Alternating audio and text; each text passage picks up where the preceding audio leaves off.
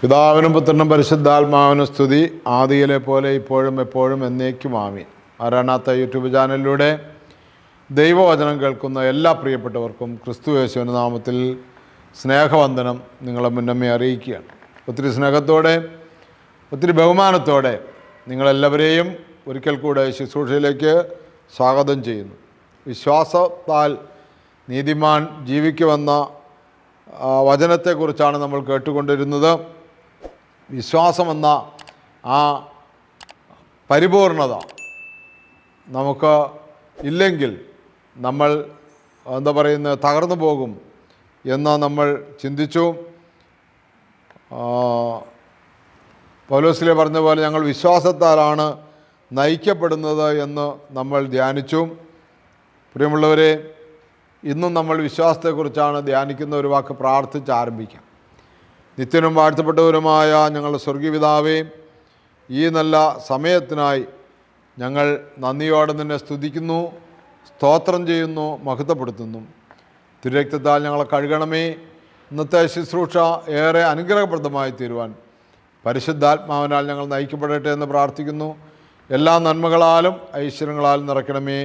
നിത്യം പിതാവും പുത്രനും പരിശുദ്ധാത്മാവുമായ സർവേശ്വര എന്നേക്കും ആമീൻ. ഹല്ലേലൂയ. യേശുവേ നന്ദി. പ്രിയമുള്ളവരെ, എബ്രായ ലേഖനം 11-ാം അധ്യായം വിശ്വാസത്തെക്കുറിച്ചുള്ള ഒരു പൂർണ്ണ വിവരണമാണ്. എത്രമാത്രം അത് നമുക്ക് ആഴത്തിലേക്ക് പോയി ധ്യാനിക്കാൻ പറ്റുമെന്ന് അറിയില്ല. പരിശുദ്ധാത്മാവിൻ്റെ സഹായത്താൽ നമുക്ക് മുന്നോട്ട് പോകാം. ഞാൻ കഴിഞ്ഞ ദിവസം സൂചിപ്പിച്ചു, ദൈവത്തിൻ്റെ വചനം പറയുന്നു, പരിശുദ്ധാത്മാവ് മുഖേനയല്ലാതെ ഒരാൾക്ക് വിശ്വാസം മുന്നോട്ട് കൊണ്ടുപോകാനായിട്ട് സാധിക്കുകയില്ല. പരിശുദ്ധാത്മാവിൻ്റെ ഇടപെടലാണ് നമ്മുടെ വിശ്വാസത്തിൽ നമ്മളെ നിലനിർത്തുന്നത്. എബ്രായർ ലേഖനം 11-ാം അധ്യായത്തിൻ്റെ 4-ാമത്തെ വാക്യം ഇങ്ങനെയാണ് നമ്മൾ വായിക്കുന്നത്: വിശ്വാസം മൂലം ആബേൽ കായേൻ്റെതിനേക്കാൾ ശ്രേഷ്ഠമായ ബലി ദൈവത്തിന് സമർപ്പിച്ചു, അതിനാൽ അവൻ നീതിമാനായി അംഗീകരിക്കപ്പെട്ടു. വിശ്വാസം മൂലം ആബേൽ കായേൻ്റെതിനേക്കാൾ ശ്രേഷ്ഠമായ ബലി ദൈവത്തിന് സമർപ്പിച്ചു, അതിനാൽ അവൻ നീതിമാനായി അംഗീകരിക്കപ്പെട്ടു. കായേൻ്റെ ബലിയെക്കുറിച്ച് പ്രിയമുള്ളവരെ, ഉൽപ്പത്തി പുസ്തകം 4-ാം അധ്യായത്തിൻ്റെ 3 മുതൽ 10 വരെയുള്ള വാക്യങ്ങളിലാണ് നമ്മൾ വായിക്കുന്നത്. ആബേൽ ആദമിൻ്റെയും ഹവ്വായുടെയും മകനും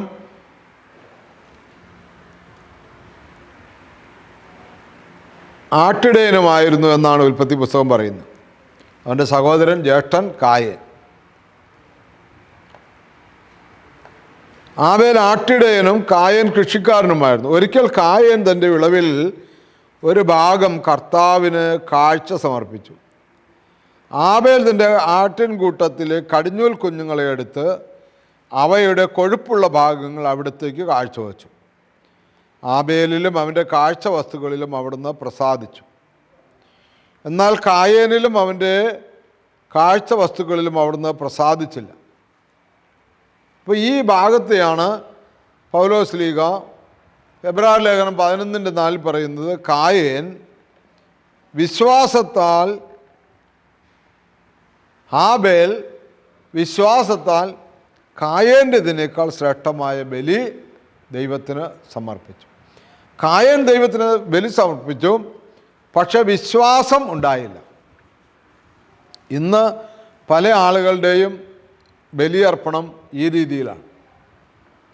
അവർ പള്ളിക്ക് വഴിപാട് കൊടുക്കുന്നു, പള്ളിയിൽ അല്ലെങ്കിൽ നേർച്ച കാഴ്ചകൾ കൊണ്ടുപോയി കൊടുക്കുന്നു, പണം വഴിപാടായി കൊടുക്കുന്നു, എല്ലാ കാര്യങ്ങളും. പക്ഷെ അതുപോലെ തന്നെ അവർ അന്യദൈവ ആരാധനകളിലും പങ്കെടുക്കുന്നുണ്ട്. അപ്പോൾ യേശുക്രിസ്തുവിലുള്ള വിശ്വാസം വഴി അല്ല നീതിമാനായി വർത്തിക്കുന്നത്, തനിക്ക് ഭൗതികമായ നേട്ടങ്ങളുണ്ടാകാൻ വേണ്ടി ദൈവത്തിന് കാഴ്ചകൾ അർപ്പിക്കുന്നു. ഇവിടെ കായേൻ്റെയും ആബേലിൻ്റെയും ബലിയുടെ വ്യത്യസ്തത പറയുന്നത് ആബേൽ വിശ്വാസം മൂലം അർപ്പിച്ചു എന്നാണ്. ഹാബേൽ തൻ്റെ കൃഷിയിടമാകുന്ന ആട്ടിൻകൂട്ടത്തിൽ നിന്ന് ആട്ടിൻകുട്ടിയെ എടുത്തു. കായൻ തൻ്റെ വിളവിൽ നിന്ന്, കൃഷിയിൽ നിന്ന്, ഭൂമിയിലെ കൃഷിയിൽ നിന്ന് വിളവിൻ്റെ ഒരു ഭാഗം സമർപ്പിച്ചു. അപ്പോൾ വിശ്വാസത്തോടു കൂടി ചെയ്ത പ്രവൃത്തിയെ ദൈവം അനുഗ്രഹിച്ചു. അതുകൊണ്ട് എന്താ ഗുണമെന്ന് പറയുന്നത്? എബ്രായ ലേഖനം 11:5, അവൻ മരിച്ചെങ്കിലും തൻ്റെ വിശ്വാസത്തിലൂടെ ഇന്നും സംസാരിക്കുന്നു. വിശ്വാസത്തിലൂടെ ഇന്നും സംസാരിക്കുകയാണ്. ഇന്നും നമ്മൾ ഹാബേലിനെ കുറിച്ചാണ് ശ്രേഷ്ഠമായത് സംസാരിച്ചത്. ഹല്ലേലൂയ. ഉൽപ്പത്തി പുസ്തകം 5-ാം അധ്യായത്തിലാണ് ആ ഭാഗം. ഹാബേൽ കൊല്ലപ്പെടുകയാണ്.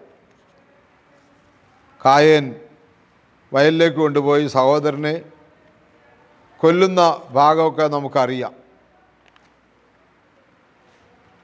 ഉൽപ്പത്തി 5:21 വാക്യം. ഹല്ലേലൂയ. യേശുവേ നന്ദി, യേശുവേ സ്തോത്രം, യേശുവേ ആരാധന, യേശുവേ മഹത്വം, യേശുവേ നന്ദി, യേശുവേ സ്തോത്രം. ഹല്ലേലൂയ. ആരാധന, ആരാധന, ആരാധന. യേശുവേ നന്ദി, ദൈവമേ സ്തോത്രം. കർത്താവേ നന്ദി, കർത്താവേ സ്തോത്രം. ആരാധന, ആരാധന, ആരാധന. അങ്ങേക്ക് മഹത്വം. യേശുവേ, എനിക്കും ഇതുപോലെ ഹാബേലിനെ പോലെ വിശ്വസ്തയോടുകൂടി, വിശ്വാസത്തോടുകൂടി ബലിയർപ്പിക്കുവാനുള്ള കൃപ നൽകണമേ എന്ന് പ്രാർത്ഥിക്കുന്നു. ഹല്ലേലൂയ. യേശുവേ നന്ദി, യേശുവേ സ്തോത്രം. കർത്താവേ നന്ദി, കർത്താവേ സ്തോത്രം. ഹല്ലേലൂയ. യേശുവേ ആരാധന, യേശുവേ മഹത്വം. എബ്രായ ലേഖനം 11-ാം അധ്യായത്തിൻ്റെ 7-ാമത്തെ വാക്യത്തിൽ നമ്മളിങ്ങനെ വായിക്കുന്നുണ്ട്. 7-ാമത്തെ വാക്യം. വിശ്വാസം മൂലമാണ് നോഹ അന്നുവരെ കാണപ്പെടാതിരുന്നവയെപ്പറ്റി ദൈവം മുന്നറിയിപ്പ് കൊടുത്തപ്പോൾ തൻ്റെ വീട്ടുകാരുടെ രക്ഷയ്ക്ക് വേണ്ടി ഭയഭക്തിയോടെ പെട്ടകം നിർമ്മിച്ചത്. ഇതുമൂലം അവൻ ലോകത്തെ കുറ്റം വിധിക്കുകയും വിശ്വാസത്തിൽ നിന്നുളവാകുന്ന നീതിയുടെ അവകാശി ആവുകയും ചെയ്തു. ഹല്ലേലൂയ. ഉൽപ്പത്തി പുസ്തകത്തിൽ തന്നെയാണ് അതും രേഖപ്പെടുത്തിയിരിക്കുന്നത്. 6-ാമത്തെ അധ്യായത്തിൻ്റെ 13 മുതൽ വാക്യങ്ങൾ. ദൈവം നോഹയോട് അരുളി ചെയ്തു, ജീവജാലങ്ങളെല്ലാം നശിപ്പിക്കാൻ ഞാൻ നിശ്ചയിച്ചിരിക്കുന്നു പറഞ്ഞു തുടങ്ങുന്ന ഭാഗം പെട്ടകമുണ്ടാക്കണമെന്നൊക്കെ. പ്രിയമുള്ളവർ, അത് വിശ്വാസം മൂലമെന്ന് പറയാൻ കാരണം അത് കാണപ്പെടാത്തൊരു സംഭവമാണ്. അന്ന് വരെ മഴയില്ല, മഞ്ഞും ഇറങ്ങിയാണ് ഭൂമിയെ നനച്ചുകൊണ്ടിരുന്നത്. മഴയില്ല. അതുകൊണ്ട് വെള്ളപ്പൊക്കമുണ്ടാകുമെന്ന് പറഞ്ഞാൽ അത് ഒട്ടും വിശ്വസിക്കാനും പറ്റുകയില്ല. പക്ഷെ ദൈവം അത് പറഞ്ഞു, നീ ഇങ്ങനെ ചെയ്യണമെന്ന്. അതവൻ അപ്രകാരം തന്നെ വിശ്വസിച്ചു. അതെന്തിനെക്കുറിച്ചാണ്? വിശ്വാസം മൂലം എന്താണ് സംഭവിച്ചത്? വിശ്വാസം മൂലം അവൻ ദൈവത്തിന് പ്രിയമുള്ള പ്രവൃത്തി ചെയ്തു. ഹല്ലേലൂയ. യേശുവേ നന്ദി, യേശുവേ ആരാധന. ദൈവത്തിന് പ്രിയമുള്ള പ്രവൃത്തി എന്താണ്? അന്ന് ദൈവം മുന്നറിയിപ്പ് കൊടുത്തപ്പോൾ വീട്ടുകാരുടെ രക്ഷയ്ക്ക് വേണ്ടി ഭയഭക്തിയോടെ പെട്ടകം നിർമ്മിച്ചു. ദൈവത്തോടുള്ള വിശ്വാസം അത് ഭക്തിയായി മാറി, അത് അനുസരണമായി മാറി. നോഹയുടെ കാലത്ത് അന്ന് ആളുകൾ, കർത്താവ് പറയുന്നുണ്ട് ലൂക്കോസിൻ്റെ സുവിശേഷം 17-ാമത്തെ അധ്യായം, ലൂക്കോസ് 17 നമ്മൾ ഇങ്ങനെ വായിക്കുന്നുണ്ട്. അന്ന് എല്ലാവരും തിന്നുകയും കുടിക്കുകയും ആനന്ദിക്കുകയും വീട് പണിയുകയും നനയ്ക്കുകയും നടുകയും ഒക്കെ ചെയ്തു പോന്നിരുന്നു. ജലപ്രളയം വന്നതോ അവർ അറിഞ്ഞില്ല. ഹല്ലേലൂയ. യേശുവേ നന്ദി, യേശുവേ സ്തോത്രം, യേശുവേ നന്ദി. നോഹ പെട്ടകത്തിൽ പ്രവേശിക്കുകയും ജലപ്രളയം വന്ന് സകലം നശിപ്പിക്കുകയും ചെയ്തതുവരെ തിന്നും കുടിച്ചും വിവാഹം ചെയ്തു കൊടുത്തും കഴിഞ്ഞിരുന്നു. പ്രളയം വന്നത് അവർ അറിഞ്ഞില്ല. അതുകൊണ്ട് പ്രിയമുള്ളവരെ, നമ്മളുടെ ജീവിതത്തിലും ഈ വിശ്വാസം എന്ന് പറയുന്നത് ഇങ്ങനെ തിന്നും കുടിച്ചും ആനന്ദിച്ചും ആളുകളെ കൊണ്ട് തീറ്റിച്ചും ഒക്കെ ആർഭാടമായി ജീവിക്കുന്നതല്ല. ഒരു വലിയ മഹാവിപത്ത് നമ്മളെ പിടികൂടാനിരിക്കുന്നു എന്ന് വിശ്വാസത്താൽ കാണണം. യേശുക്രിസ്തു രണ്ടാമത് വരുന്നു, ന്യായവിധിക്കാൻ വരുന്നു. ന്യായവിധിയിൽ നമ്മൾ ശിക്ഷാർഹരായി മാറുമെന്നുള്ള ഒരു വലിയ തിരിച്ചറിവ് നമുക്ക് വേണം. അതിന് പാപം ഉപേക്ഷിച്ച് വിശ്വാസത്താൽ ക്രിസ്തുവിനെ ഏറ്റെടുത്ത് ക്രിസ്തുവിനുള്ള വിശ്വാസത്താൽ ജീവിക്കുവാൻ കഴിയണം. അപ്പോസ്തല പ്രവൃത്തി 16:31. രക്ഷപ്പെടാൻ ഞാൻ എന്തു ചെയ്യണം? നീ യേശു ക്രിസ്തുവിൽ വിശ്വസിക്കുക, നിൻ്റെ കുടുംബവും രക്ഷ പ്രാപിക്കും. അപ്പോൾ വരാൻ പോകുന്ന ജലപ്രളയത്തിൽ നിന്ന് രക്ഷപ്പെടാൻ എന്തു ചെയ്യണമെന്ന് നോഹയോട് ദൈവം പറഞ്ഞപ്പോൾ വിശ്വാസത്താൽ അത് അവൻ അനുസരിച്ചു. ജലപ്രളയത്തിൽപ്പെട്ട് നശിച്ചു പോയവരെല്ലാവരും നോഹയെ ആക്ഷേപിച്ചു, നോഹയെ കളിയാക്കി. എല്ലാവരും അവരവരുടെ വസ്തുവകളെല്ലാം ധാരാളം തിന്നു കുടിച്ച് ആനന്ദിച്ച് നടുകയും നനയ്ക്കുകയും വിവാഹം കഴിക്കുകയും ഒക്കെ ചെയ്തു പോന്നു. പ്രളയം വന്നത് അവർ അറിഞ്ഞില്ല. ഹല്ലേലൂയ. അതുകൊണ്ട് ഇന്നത്തെ കാലഘട്ടത്തിലും പ്രിയമുള്ളവരെ ഓർക്കുക, വിശ്വാസത്താലാണോ നമ്മളുടെ ഓരോ പ്രവൃത്തിയുമെന്ന് പരിശോധിക്കുക. വിശ്വാസത്താലാണെങ്കിൽ നമ്മുടെ പ്രവൃത്തി പൂർണ്ണമായും ദൈവസന്നിധിയിൽ സ്വീകാര്യമാകും. ഹല്ലേലൂയ. വിശ്വാസത്താലുള്ള പ്രവൃത്തിയാണെങ്കിൽ പൂർണ്ണമായും ദൈവസന്നിധിയിൽ സ്വീകാര്യമാകും. അതുകൊണ്ട് നമുക്ക് നോഹയുടെ ജീവിതം ഒരു മാതൃകയായിരിക്കട്ടെ. വിശ്വാസത്തോടു കൂടി പല കാര്യങ്ങളും ചെയ്യുവാൻ, വിശ്വാസത്തോടു കൂടി മനുഷ്യന് അസാധ്യമെന്ന് പറയുന്ന കാര്യങ്ങളെ സാധ്യമാക്കുന്ന ദൈവത്തോട് ചേർന്ന് പ്രവർത്തിക്കുവാൻ നമുക്ക് കഴിയട്ടെ. എല്ലാ നന്മകളും എല്ലാ അനുഗ്രഹങ്ങളും അതുവഴി നമ്മുടെ ജീവിതത്തിൽ സ്വന്തമാക്കാം. നമ്മുടെ ജീവിതത്തിൽ അത് വളരെ പ്രയോജനപ്പെടും. നമുക്ക് നമ്മൾ തന്നെ പൂർണ്ണമായി സമർപ്പിക്കുക. ഈ പൂർവികരുടെ വിശ്വാസം നമ്മുടെ ജീവിതത്തിൽ ഉണ്ടോ എന്ന്. സാധു കൊച്ചുകുഞ്ഞുപദേശിയൊക്കെ അത്തരത്തിൽ വിശ്വസിച്ചവരാണ്, ആ വിശ്വാസത്തോടു കൂടി ജീവിച്ചവരാണ്. അതുകൊണ്ട് അദ്ദേഹത്തിൻ്റെ സങ്കടത്തിലൊക്കെ അദ്ദേഹം ഇങ്ങനെ പാടിയിരുന്നു. അദ്ദേഹത്തിൻ്റെ ഒരു പാട്ടാണ്, ദുഃഖത്തിൻ്റെ പാനപാത്രം കർത്താവിൻ്റെ കയ്യിൽ തന്ന സന്തോഷത്തോടെ അത് വാങ്ങി ഹല്ലേലൂയ പാടുമെന്ന്. എന്ന് പറഞ്ഞാൽ എന്തു കിട്ടിയാലും കർത്താവിൽ വിശ്വസിക്കുന്നു, കർത്താവിൽ നിന്ന് മാറാതെ നിൽക്കുന്നു, സന്തോഷത്തോടെ എല്ലാം സ്വീകരിക്കുന്നു. എൻ്റെ ദൈവം മഹത്വത്തിൽ ആർദ്രവാനായി ജീവിക്കുമ്പോൾ സാധു ഞാൻ ഈ ക്ഷോണിതനിൽ ക്ലേശിപ്പാൻ ഏതും കാര്യമില്ലെന്ന് എൻ്റെ ഉള്ളം ചൊല്ലുന്നു എന്ന് വിശ്വാസത്താൽ അദ്ദേഹത്തിന് പാടാൻ കഴിഞ്ഞു.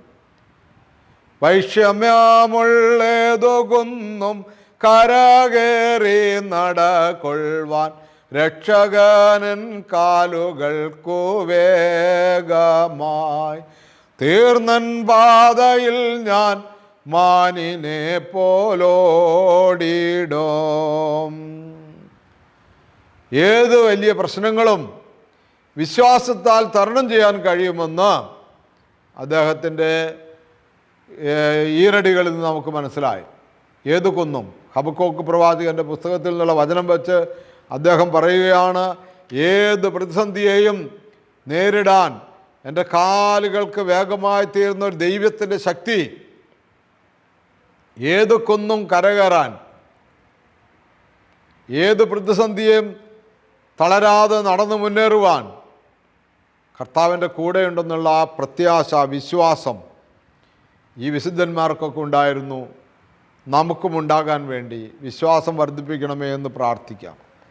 ഒരു വാക്ക് കണ്ണുകളടച്ചിങ്ങനെ പ്രാർത്ഥിക്കാം. നിത്യനും വാഴ്ത്തപ്പെട്ടവരുമായ ഞങ്ങളുടെ സ്വർഗ്ഗപിതാവേ, ഈ നല്ല സമയത്തിനായി നന്ദിയോടെ സ്തുതിക്കുന്നു, സ്തോത്രം ചെയ്യുന്നു, മഹത്വപ്പെടുത്തുന്നു.